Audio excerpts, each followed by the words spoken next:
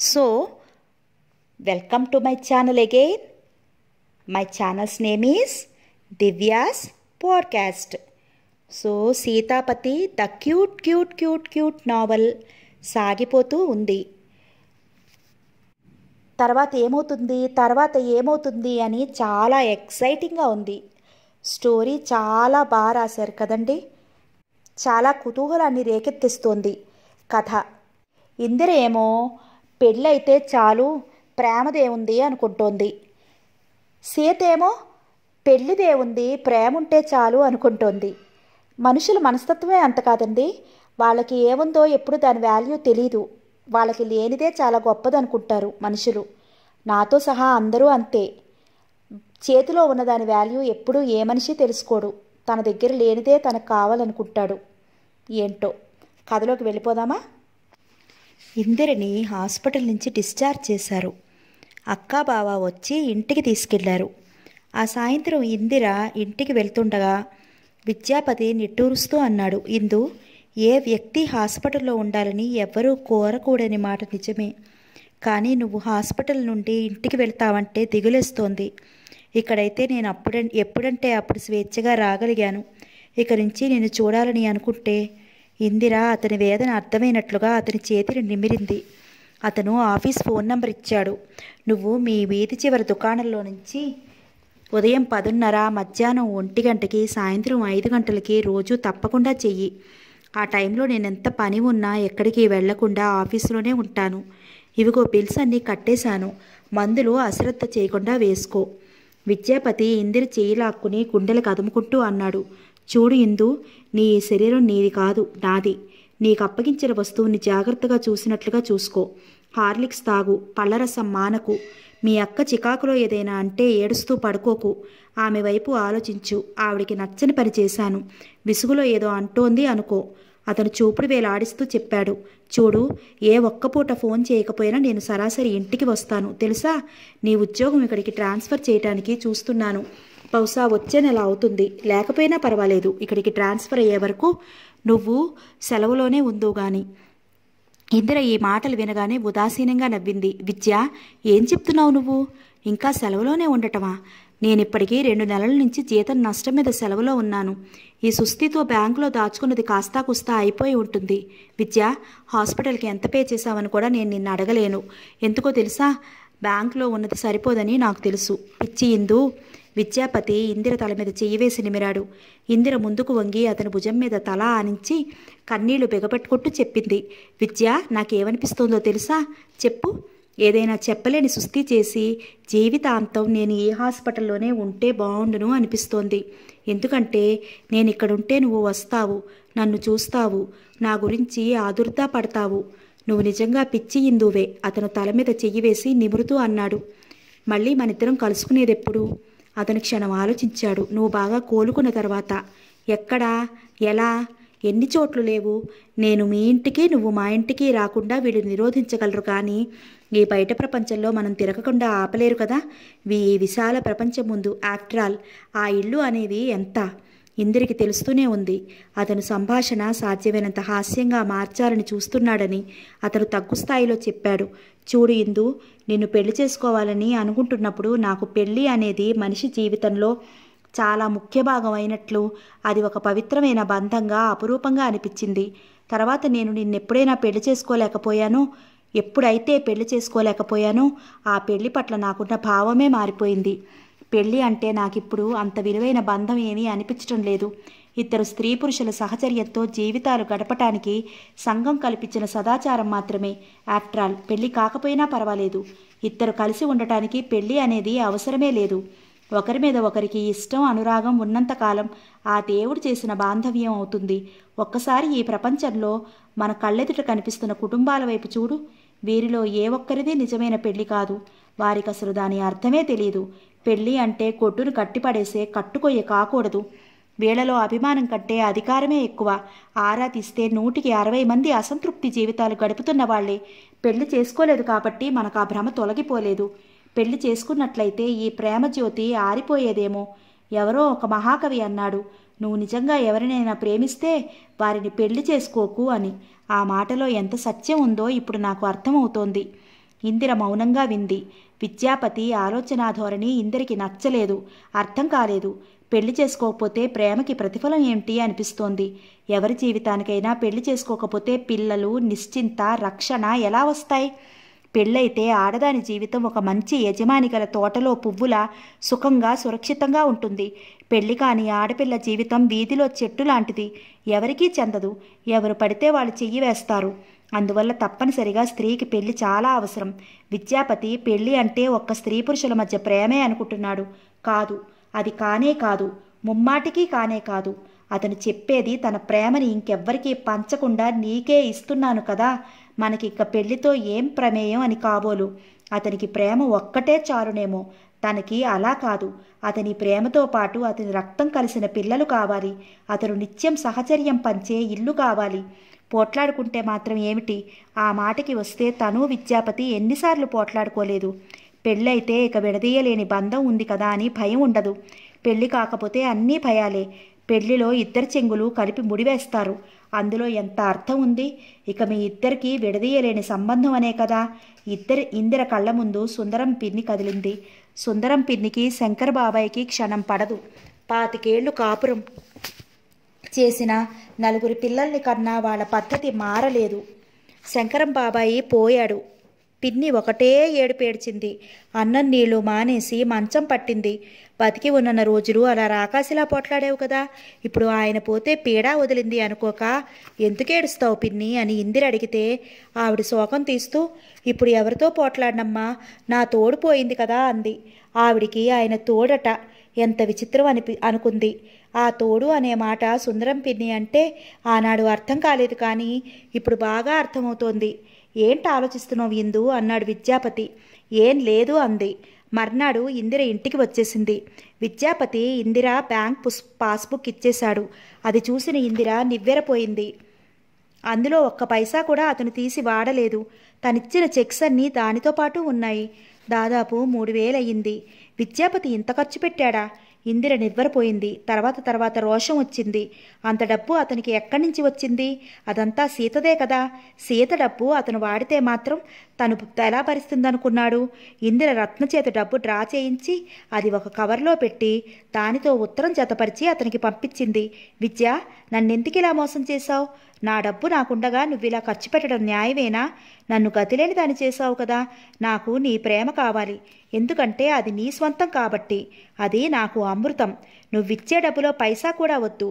అది నాకు విషం లాంటిది, ఎందుకంటే అది సీతది కాబట్టి. దయ ఉంచి డబ్బు తీసుకో. తిరస్కరించి నన్ను యాచన పరులాన్ని చేయకు. సాయంత్రం రత్న ఆ కవరు తిప్పి తీసుకువచ్చేసింది. ఆ డబ్బుతో విద్యాపతి రాసిన ఉత్తరం ఉంది. అందులో ఇలా ఉంది: నా పిచ్చి ఇందు, ఏ మనిషి తొందరపడి మాటలు అనకూడదు.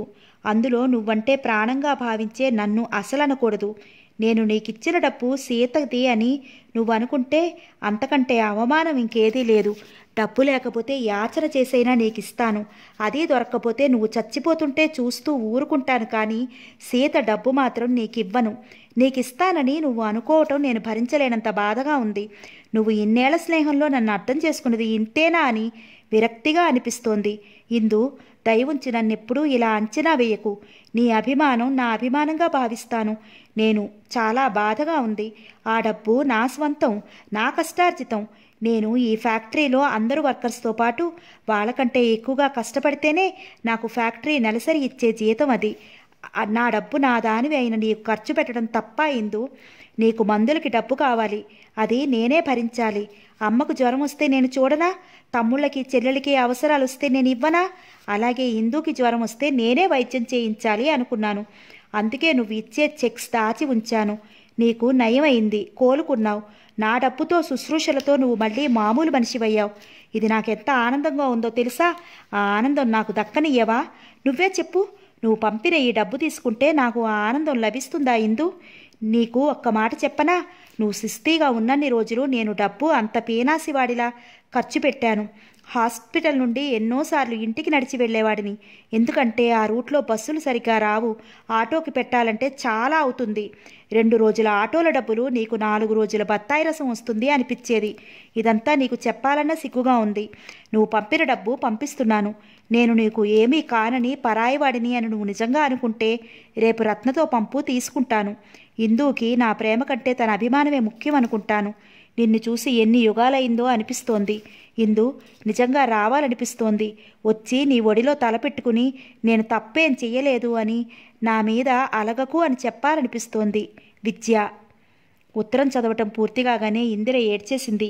చిచి, ఎంత మూర్ఖురాలిని అంటూ తల గోడకేసి కొట్టుకుంటుంటే రత్న ఏమైందే అంటూ గబాల్న వారించింది. రత్న, విద్యాని రమ్మని ఫోన్ చేయవే. వెంటనే రమ్మన్నానని చెప్పు. ఎన్ని పనులున్నా వదిలేసి ఒక్క క్షణం రమ్మను అంటూ ఏడ్చేసింది. రత్న భయంగా వంట ఇంటి వైపు చూసింది. మీ అక్క ఉంది కదే, ఉంటే పర్వాలేదు, ఇందులో రహస్యమేమీ లేదంది ఆవేశంగా.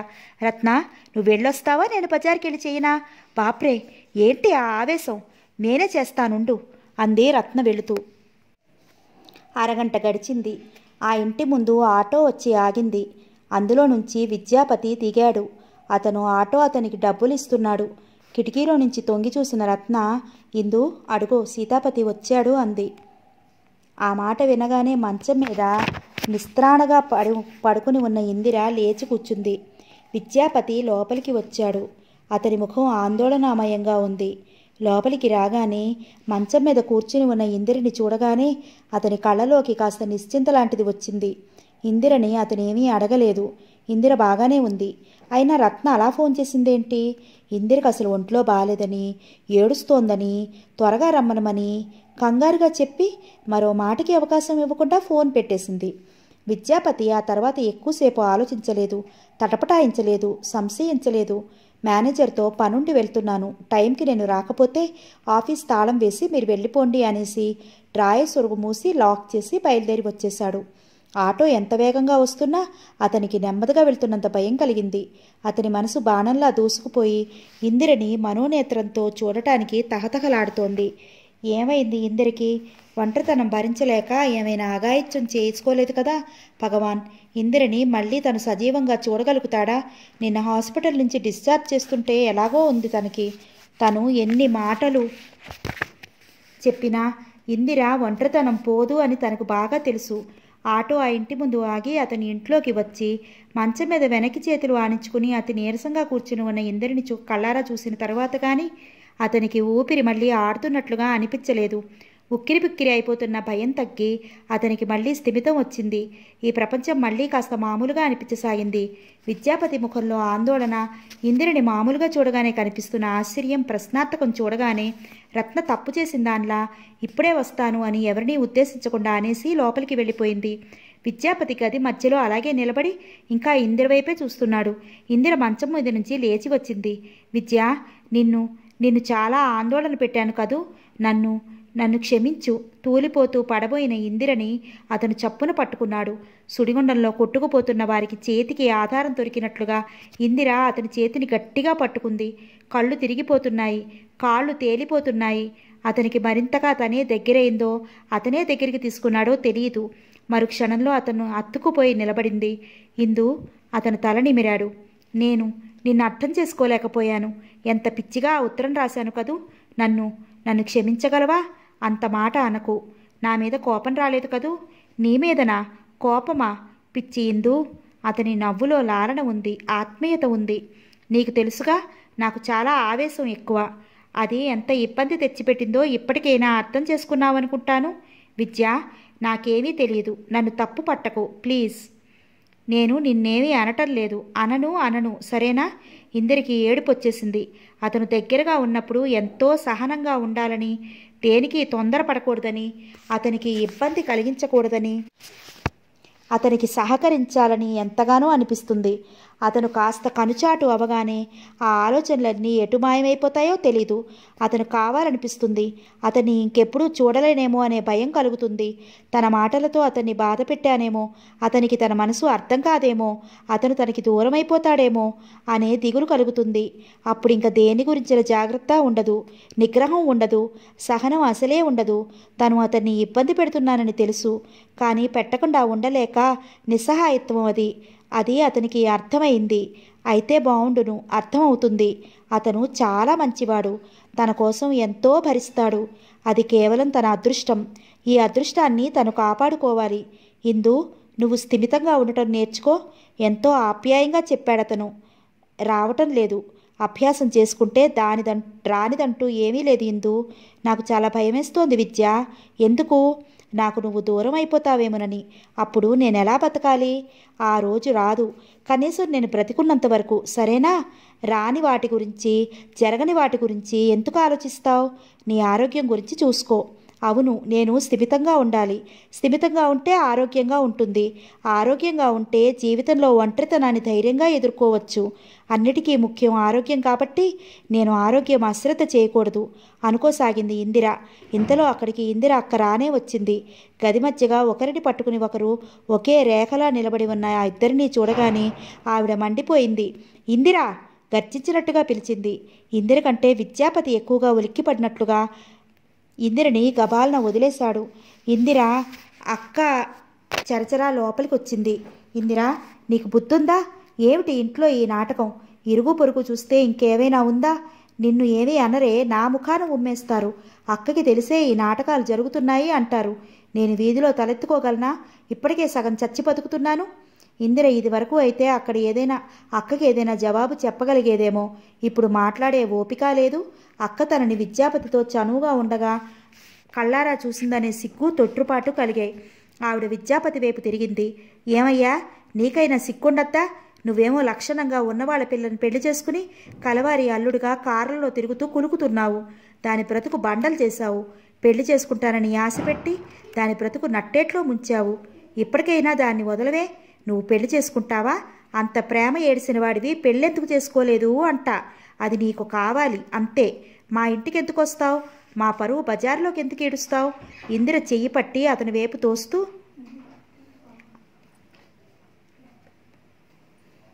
పో, తీసుకుపో, నీ ఇంటికి తీసుకెళ్ళు. నీ భార్య ఎదురుగుండా కౌగిలించుకుని ముద్దులు పెట్టుకో. ధైర్యం ఉంటే మగాడివైతే ఆ పని చేయవయ్యా. వెళ్ళు, తీసుకెళ్ళు. ఆవిడ అరుపులకి ఇరుగు పొరుగు తొంగి చూడసాగారు. దీన్ని దగ్గర పెట్టుకున్న కర్మానికి నేనెంత ఏడుస్తున్నానో ఆ భగవంతుడికి తెలుసు. ఇట్లాంటిది నా చెల్లెలు అంటే రేపు నా కూతురికి పెళ్ళవుతుందా? సిగ్గు లేకుండా అట్లా చూస్తూ నిలబడతావే. వెళ్ళు. ఇందరి మీద నీకు ఇష్టం ఉంటే దాన్ని ఇప్పుడే వెంట తీసుకుపో. పెళ్లి చేసుకుని కాపురం పెడతావో, 4 రోజుల వరకు ఉంచుకుని మోజు తీరగానే ఇంత విషం ఇచ్చి చంపేస్తావో. నా ఇంట్లో ఒక్క క్షణం ఉంచుకోను. పొండి ఇద్దరు. నా గుమ్మం ఎక్కకండి అని ఆయాసంతో ఆగింది. విద్యాపతి నిలువున పాలిపోయినట్లుగా ఉన్నాడు. అతని గుండెల్లో అవమానపు పెనుతుఫాను ఎడాపెడా వీస్తుంటే దానికి తట్టుకుంటూ నిలబడిన వటవృక్షంలా ఉన్నాడతను. అతను ఇందిరను చూస్తున్నాడు. ఇందు, వెళ్దాన్రా, పెట్టి తెచ్చుకో. ఇందిర అక్క అవమానకరంగా అతనిని అన్ని మాటలు అంటుంటే మతిపోయినట్లుగా చూస్తూ నిలబడింది. నేను నిజంగానే చెప్తున్నాను, వెళ్దాన్రా. రత్న, ఇందిర పెట్టి ఎక్కడుంది? తెచ్చిపెట్టు. రత్న అక్కడికి వచ్చింది. విద్యాపతి గారు, మీకేమైనా మతిపోయిందా? అక్క కేకలేయడంలో తప్పేం లేదు. మీరింటికెళ్ళి ఒక్కసారి ఆలోచించుకోండి. మీరు పెళ్ళైన వారు. ఇందిరని మీరు వదిలేయటం మీకు దానికి కూడా మంచిది. లోకం వెక్కిరింపు ముందు అక్క అనే మాటలు చాలా తక్కువ అనుకోండి. మీరు ఇప్పటికి వెళ్ళండి, దయ ఉంచి వెళ్ళండి. అతను ఇందిర వైపు చూశాడు. ఇందు, నాతో వస్తావా రావా? అతని కంఠం దృఢ నిశ్చయంతో అంది. ఇందిర వెర్రిదానిలా చూస్తోంది. ఇందిర ఏం సమాధానం చెప్పగలదు? అది అసలు ఆలోచించగల స్థితిలో ఉందా? మీరు వెళ్ళండి. బావగారు ఆఫీసు నుంచి వచ్చే వేళయింది. ఆయన వస్తే చాలా గొడవ అవుతుంది బ్రతిమలాడుతున్నట్లుగా అంది. విద్యాపతి మెల్లగా వెనక్కి తిరిగి వెళ్ళిపోయాడు. ఇందిర శూన్యంలోకి చూస్తున్నట్టుగా కూర్చుండిపోయింది. చిచి, నాదే తప్పసలు, ఫోన్ చేయకుండా ఉండాల్సింది అనుకుంది రత్న. నేనంటే నా నోరు బయటపడుతుంది అయినదాన్ని కాబట్టి, దాని క్షేమం కోరిన దాన్ని కాబట్టి అలా మాట్లాడాను. ఊళ్ళో వాళ్ళకేం పడుతుంది? అయినా ఇదంతా అసలు నా కర్మ. అటు ఆయనతో మాటలు పడలేక చస్తున్నాను. ఇందిర అక్క ముక్కు చితుతూ అంది. నువ్వు అన్నదాంట్లో తప్పేమీ లేదమ్మా. లేదక్క, నువ్వు లేకపోతే దానికి తప్ప ఎవరు మంచి చెప్తారు అంది రత్న. తెలియని వాళ్ళకి చెప్పాలి, తెలిసిన వాళ్ళకి చెప్పి మాత్రం ఏం ప్రయోజనం అక్క నిష్ఠూరంగా అంది. రత్న ఇందిర భుజం మీద చెయ్యి వేస్తూ అంది. ఇందు, నేను కూడా నీకు చెప్తున్నాను. అక్క అన్న దాంట్లో తప్పేమీ లేదు. ఇదివరకు నీ మీద ఎంతైనా ప్రేమ ఉండని, అతనిప్పుడు పెళ్ళైన వ్యక్తితో సంబంధం పెట్టుకున్న ఏ ఆడపిల్ల సుఖపడదు. మన కళ్ళెదురకుండా మనం ఎన్నో చూస్తున్నాం. ప్రేమ కంటే పెళ్లి కంటే జీవితం మనకి ముఖ్యమే. ఇందు, నువ్వు ఈ ఊబిలో నుంచి బయటపడు. నువ్వు అక్క మీద కాస్త కూడా కోపం తెచ్చుకోకు అంది రత్న. ఇందిర మాట్లాడలేదు. ఆ మాటలన్నీ వినిపిస్తూనే ఉన్నాయి. కానీ వీటన్నిటికంటే అక్క చేసిన అవమానాన్ని బలవంతంగా దిగమింగుతున్న విద్యాపతి ముఖమే కళ్ళెదుట కనిపిస్తోంది. ఇందిర అది మర్చిపోలేకపోతోంది. అతను ఈ అవమానం సహించగలడా? జీవితంలో తన ముఖం మళ్ళీ చూస్తాడా? విద్యాపతి ఇంటికి వచ్చాడు. సీత మేలుకునే ఉంది. వచ్చి తలుపు తీసింది. ఒకసారి విద్యాపతిని తీక్షణంగా చూసింది. ఆ చూపుల్లో ఇల్లు ఇప్పుడు గుర్తుకొచ్చిందన్నమాట అనే హేళన ఉంది. సీత నోరు విప్పి ఏమీ మాట్లాడలేదు. కానీ ఆ చూపుల్లో 1,00,000 అర్థాలు ఉంటాయి. అతను బట్టలు మార్చుకుని వచ్చి తన గదిలో మంచం మీద కూర్చున్నాడు. సీత గుమ్మం దగ్గరికి వచ్చి నిలబడింది. భోజనానికి రండి అంది. సీత గదిలోపలికి రాదు. అతను లేనప్పుడు పని మనిషి సర్దుతుందో సీత సర్దుతుందో గాని గది మాత్రం నీట్గా ఎక్కడి వస్తువులు అక్కడ సర్దినట్లుగా ఉంటాయి. మిమ్మల్నే సీత పిలిచింది. ఆ గొంతులో అసహనం ఉంది. ఆకలి లేదు అన్నాడతను. నాకు చాలా ఆకలిగా ఉంది. నువ్వు తిను. నేను ఒంటరిగా తినదలుచుకుంటే ఎప్పుడో తినేసేదాన్ని. అతను మౌనంగా లేచొచ్చాడు. సీత తెలివిగా అతనికి వేసే శిక్షల్లో ఇది ఒకటి. అతను వచ్చే వరకు అన్నం తినదు. ఒకవేళ అతను తినను అంటే తను కూడా తినదు. ఒకసారి ఇలాగే అయింది. అతను రాత్రి తినలేదు. మర్నాడు కంపెనీలో పని ఉంది, ఇంటికి రాలేకపోయాడు. సీత కళ్ళు తిరిగి పడిపోయిందట. డాక్టర్ వచ్చాడని తల్లి ఫోన్ చేస్తే అతని ఇంటికి వచ్చాడు. డాక్టర్ సీతకి ఏమీ సుస్థి లేదని, అన్నం తినకపోవటం వల్ల నీరసంతో కళ్ళు తిరిగాయని చెప్పాడు. అంత నీరసంలో కూడా విద్యాపతి తింటేనే తింది సీత. ఆ రాత్రి తల్లి అతన్ని చెడామడా చివాట్లేసింది. నీకు అసలు బుద్ధి లేదురా? ఎందుకు ఆ అమ్మాయిని అలా క్షోభ పెడుతున్నావు? పెళ్లి కాకముందు ఆ ఇందరంటే ఎంతో ఇష్టమే ఉండేది అనుకో. పెళ్ళైన తర్వాత ఏంటి? రేపో ఎల్లుండో సీత వాళ్ళ నాన్నగారు ఊరు నుంచి వస్తారట. పిల్ల ఎలా ఎందుకు చిక్కిపోయిందంటే ఏం చెప్తావు? నన్నేం చేయమంటావమ్మా? అతను నిస్సహాయంగా అన్నాడు. ఏం చేయమంటావేంట్రా? వేళ పట్టున ఇంటికి రా. ఆ అమ్మాయితో కలిసి భోజనం చేయి. సినిమాకి తీసుకెళ్ళు. పాపం ఆ అమ్మాయి అంతకంటే ఏమడిగిందిరా? ఆ రోజు నుంచి విద్యాపతి ఇంట్లో సీతతో కలిసి భోజనం చేయటం అనేది తనకి తప్పనిసరి కర్తవ్యాల్లో ఒకటిగా అలవాటు చేసుకున్నాడు. అందుకే ఇప్పుడు వెంటనే వచ్చేశాడు. ఇద్దరూ భోజనానికి కూర్చున్నారు. సీత వడ్డిస్తూ అంటోంది. ఇందిరని డిశ్చార్జ్ చేశారా? అతను ముక్తసరిగా అన్నాడు. మీరు వెళ్ళి చూసొచ్చారా? ఎంతో మామూలుగా అడిగినట్లుగా ఉన్నా ఆ కంఠంలో అలా ఆరా తీస్తున్నట్లు కనిపిస్తూనే ఉంది. వెళ్ళాను, అతను జంకు లేకుండా చెప్పాడు. సీత నిట్టూర్చింది. ఆ పైన ఇంకేమీ పెద్దగా సంభాషణ జరగలేదు. ఒక్కోసారి సీతకి అనిపిస్తూ ఉంటుంది, చాలామంది మగవాళ్ళు ఇలాంటి వ్యవహారాలుంటే దాచుకోవడానికి తాపత్రయపడతారు. అబద్ధాలు చెప్పి భార్యల ముందు అమాయకంగా కనిపించడానికి ప్రయత్నిస్తారు. విద్యాపతిలో అలాంటిదేమీ లేదు. అతన్ని ఏదైనా అడగాలంటే తనకి చాలా భయంగా ఉంటుంది. ఎందుకంటే ఆరా కోసం అతన్ని అడుగుతుంది. తీరా అతను సూటిగా చెప్పిన జవాబు వింటే ఎంతో బాధ కలుగుతుంది. దాన్ని తను నిర్లిప్తంగా జీర్ణం చేసుకోలేదు. సీతకి ఈ మధ్య మరీ మరీ అనిపిస్తోంది. అతన్ని తను శారీరకంగా కట్టిపడేసి ఉంచుకుంటోంది. కానీ ఏం ప్రయోజనం? అతని మనసు ఇక్కడ ఉండనే ఉండదు. ఎన్నాళ్ళిలా? ఏం చెయ్యటం? ఇందిర విషయంలో అతను తన దగ్గర ఏదీ దాచటం లేదు. నిర్మోహమాటంగా తను ఇందిర కోసం చేసిన పనులు ఇందిర దగ్గరికి వెళ్ళి సమయాలు చెప్పేస్తున్నాడు. ఒక్కోసారి అతను నటిస్తేనే బాగుంటుందేమో అనిపిస్తోంది. సీత అతను భోజనం చేసేటప్పుడు క్రీగంట అతడు మొక్కుబడిగా తింటున్నాడా, ఆకలిగా తింటున్నాడా అని గమనిస్తుంది. అతను ఆకలితో తినటం, తను వడ్డించినది వదలకపోవటం గమనించి మనసు కాస్త ఊరట కలిగేది. అప్పుడప్పుడు సీతకి తన మీద తనకే చాలా కోపం వస్తూ ఉండేది. నాకేం తక్కువని నేను అతని కోసం ప్రాకులాడాలి, అతనితో కొట్లాట పెట్టుకుని విడాకులు ఇచ్చేస్తే ఏమవుతుంది అనిపించేది సీతకి. భయం వేసేది. విడాకులా? తండ్రి పరువు ప్రతిష్ట ఏమవుతాయి? ఫలానా వారి అమ్మాయి భర్తను వదిలేసింది అంటూ లోకులు కాకుల్లా పొడవరు. పోనీ దానికి కూడా తను వెరవదు. విద్యాపతి లాంటి మరో వ్యక్తి తనకు దక్కుతాడని హామీ ఉంటే అతని క్షణంలో వదిలేస్తుంది. ఎవరున్నారు? కంచు కాగడా వేసి వెతికినా అతని లాంటి మంచివాడు దొరకడు కదా. ఈ మాట గుర్తుకు వస్తే సీతకి మళ్లీ రోషం వచ్చేసేది. అసలు తను అతన్ని ఎందుకు వదలాలి? అతని మీద తనకి సర్వాధికారాలు ఉన్నాయి. సీత నుదురు తిండుకేసి కొట్టుకునేది. ఏం చేసుకోని ఈ అధికారాన్ని? అసలు వ్యక్తి నాది కానప్పుడు సీతకి ఒకటి బాగా అర్థమైపోయింది. ఇందిర అతనికి అపురూపం అని. తను ఈర్ష్యపడకూడదు.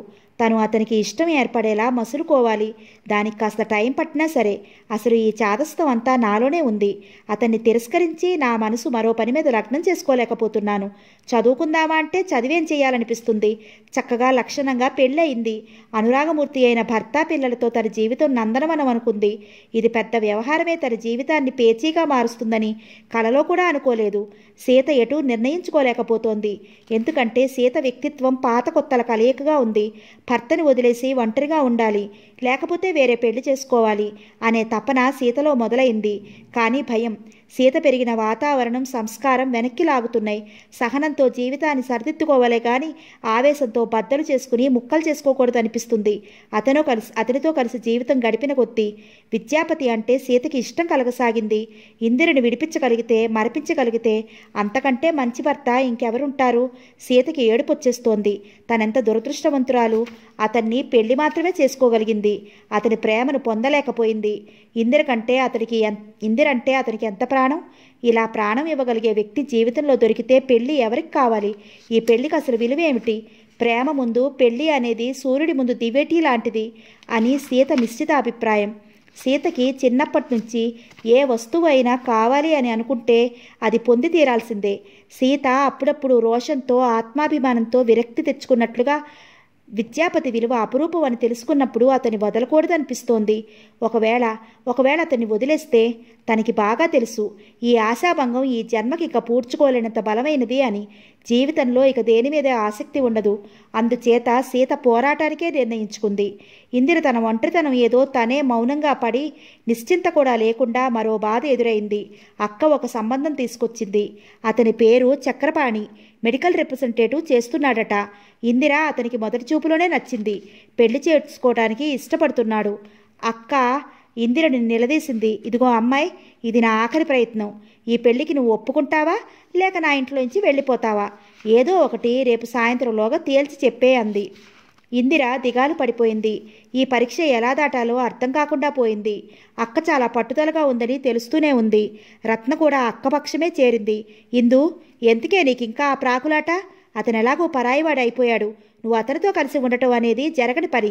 నా మాట విని అక్క చెప్పినట్లు హాయిగా ఈ చక్రపాణిని చేసుకో. అతనికి నువ్వంటే ఇష్టంగానే ఉంది. మనసుంటే ఇష్టం ఉన్న వాళ్ళని చేసుకుంటే జీవితం మనమంటే ఇష్టం ఉన్న వాళ్ళని చేసుకుంటే జీవితం సుఖంగా గడుస్తుందే. ఇందరికి రత్న మాటలు తలకి ఎక్కటం లేదు. రత్న, అతనికి విద్యాపతి విషయం తెలుసా తెలీదా అంది. తెలీదే. తర్వాత తెలిస్తే నా ప్రాణం తీసేస్తాడు కదే. ముందే చెప్పమను అక్కని అంది. ఆ సాయంత్రం అక్క సంబరంగా చెప్పింది. ఇందు, నీకు ఆ సందేహం ఏమీ వద్దు. చక్రపాణికి నేను అంతా చెప్పాను. అతను చాలా ఉదార హృదయుడే. అదేం పట్టించుకోలేదు. పెళ్లి కాకముందు ఈ రోజుల్లో ఇలాంటివి పరిపాటేలేండి అన్నాడు.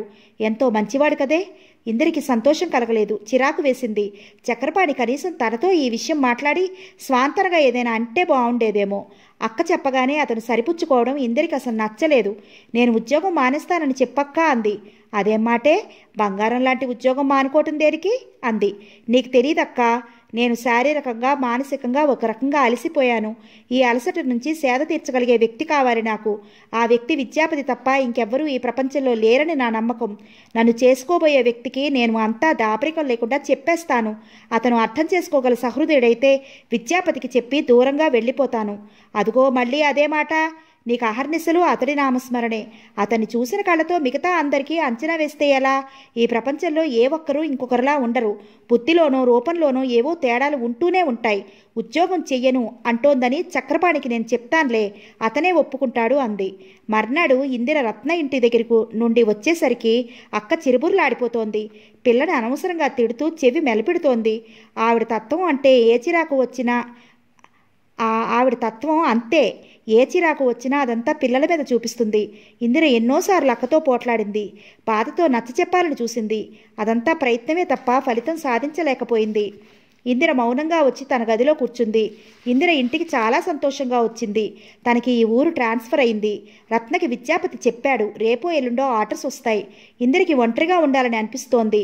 ఒంటరిగా కూర్చుని విద్యాపతి తన కోసం ఎంత తాపత్రయపడతాడో, అతని ప్రేమ బలం తనని ఎలా బ్రతికిస్తుందో, ఒంటరి సమయంలో ఎలా తోడుగా అతని జ్ఞాపకాలు ఉంటాయో, అతనికి కరువు తీరా ఉత్తరం రాయాలనిపిస్తోంది. అతనికి ఉత్తరం రాస్తే అతనితో మాట్లాడినట్టే ఉంటుంది. ఇందిర ఉత్తరం రాయటానికి కూర్చుంది. ఆ రోజు అక్క అవమానం చేసిన తర్వాత అతను కంటికి కనిపించలేదు. అతన్ని ఎలా స్వాంతనపరచాలో తెలియలేదు. రత్న బాత్రూంలో కాలు జారి పట్టడంతో నడుము నొప్పి పుట్టి ఆఫీస్కి వెళ్ళటం లేదు. ఇదివరకులా రత్న అతని కబుర్లు కూడా చెప్పటం లేదు. ఇందిర ఉత్తరం రాయటానికి కూర్చుంది.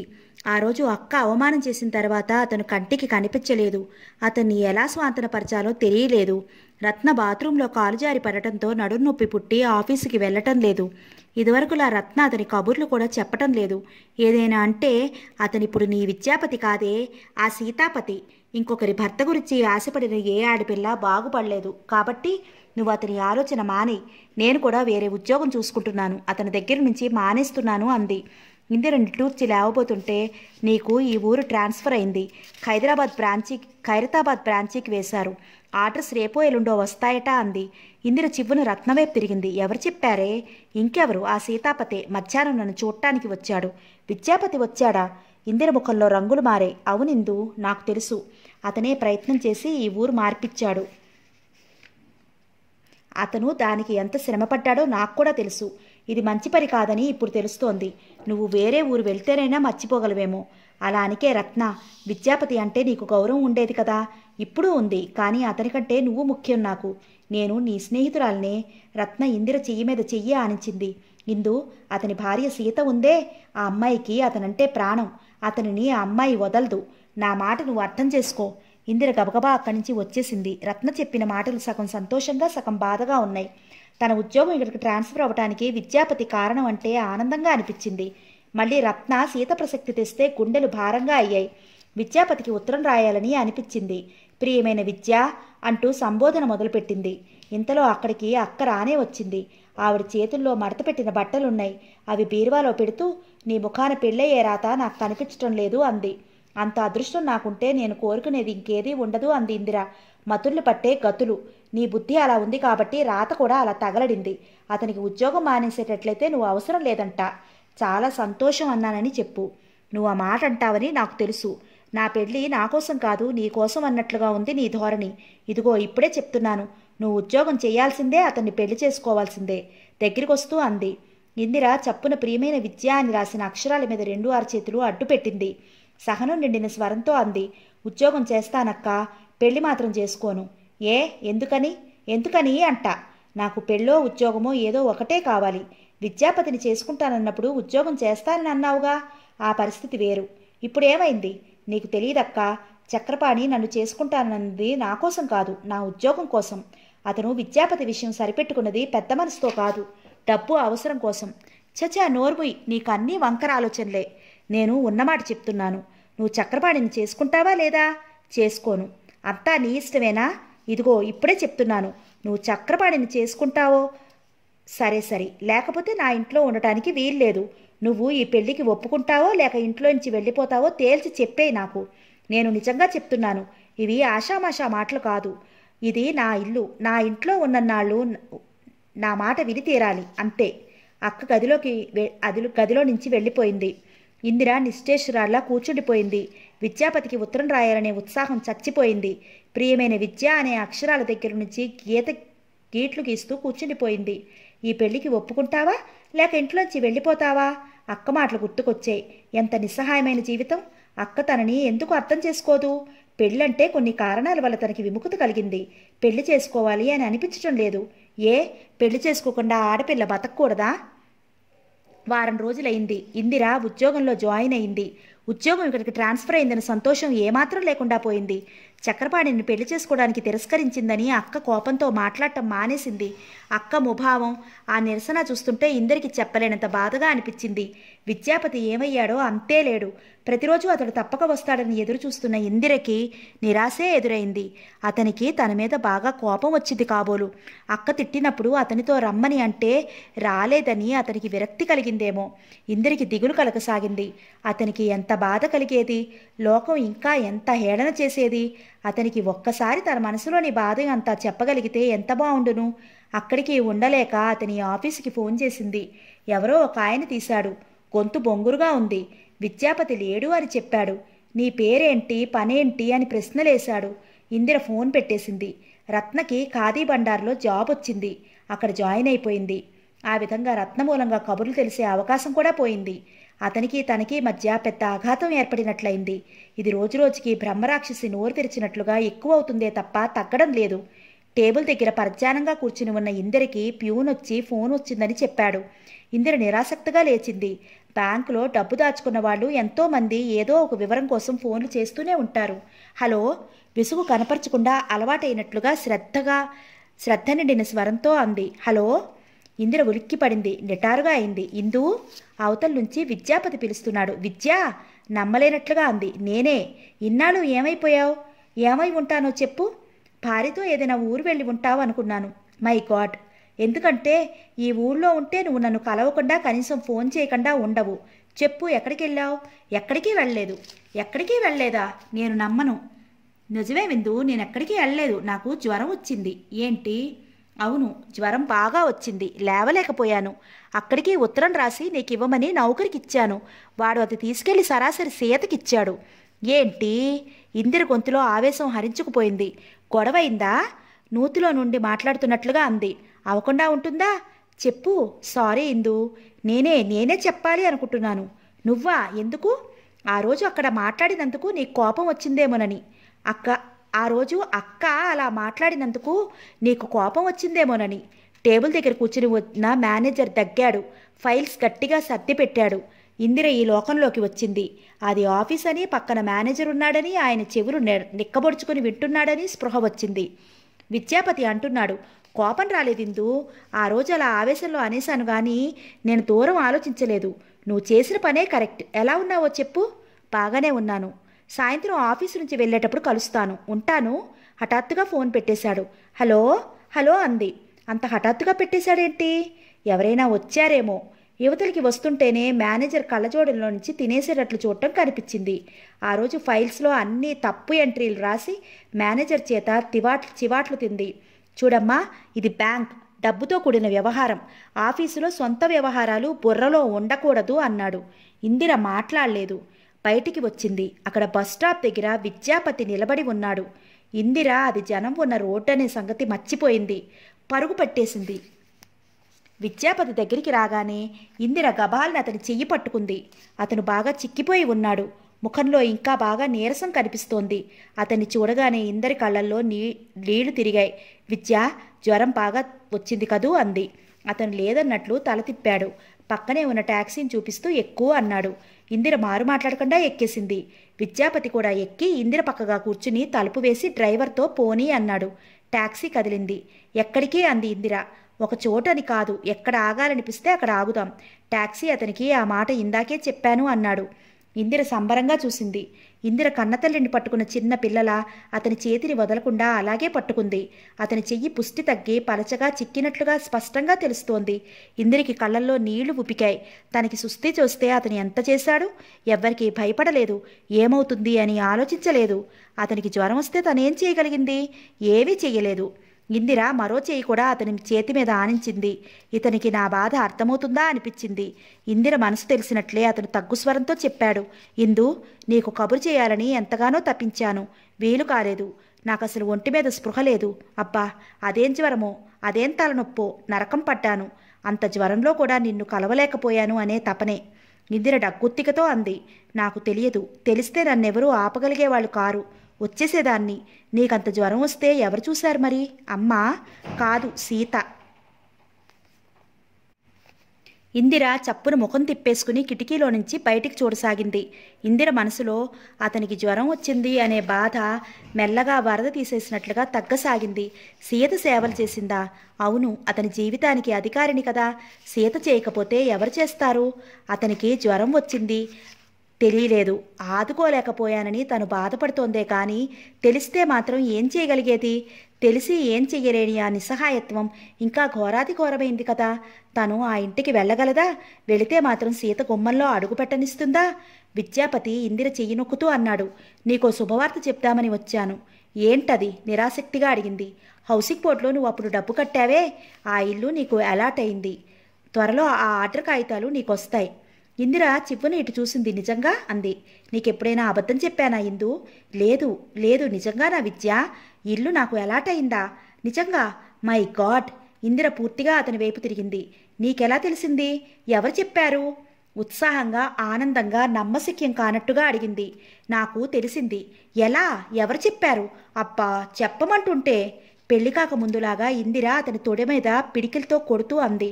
సీత బాబాయ్ చెప్పాడు. సీత బాబాయా? అవును, పరమేశం గారని సీత పిన్ని మొగుడు. ఈ హౌసింగ్ బోర్డు కమిటీకి సెక్రటరీ. మొన్న భోజనానికి వచ్చాడు. మాటల మధ్యలో ఈ ఇళ్ల ప్రసక్తి వచ్చింది. ఎవరైనా ఆ ఇళ్ల కోసం అప్లై చేసిన వాళ్ళుంటే చెప్పమని అడిగారు. నీ పేరు, అప్లికేషన్ నంబరు రాసిచ్చాను. ఇల్లు తప్పక వస్తుందని చెప్పారు. ఈరోజు మధ్యాహ్నం ఫోన్ చేసి ఇల్లు అలాట్ చేశామని, రేపు కాగితాలు పంపుతున్నామని చెప్పారు. ఇందిర ముఖంలో వెలుగుతున్న ఆనందపు చంద్రుడిని మెల్లగా నిరుత్సాహపు మేఘం కమ్మినట్లయింది. సీత బాబాయ్ ద్వారా ఇల్లొచ్చిందా? ఇందిరలో సంతోషం సగం సగం ఆవిరైపోయినట్లుగా అయింది. సీతకు తెలుసా? తగ్గు స్వరంతో అంది. అతను తెలుసన్నట్లు తలూపాడు. నేను చీటీ మీద నీ పేరు ఆయనకి రాసిచ్చాను. సీత ఎవరు అని నన్ను నేరుగా అడగలేదు. వాళ్ళ బాబాయి ఆ చీటీ పర్సులో పెట్టుకుంటుంటే ఏది అని అడిగి తీసుకుని చూసి ఇచ్చేసింది. ఏమన్నది? ఏమంటుంది? ఏమీ అనలేదు. నన్ను అడిగితే నేనే చెప్పి ఉండేవాడిని. ఇందిర నిట్టూర్చింది. ఏమీ అనలేదా? ఆశ్చర్యంగా ఉందే. సీత తప్పకుండా పోట్లాడే ఉంటుంది. విద్యాపతి చెప్పటం లేదు అనుకుంది. టాక్సీ రోడ్ల వెంట అడ్రస్ తెలియని ఉత్తరంలా తిరుగుతూనే ఉంది.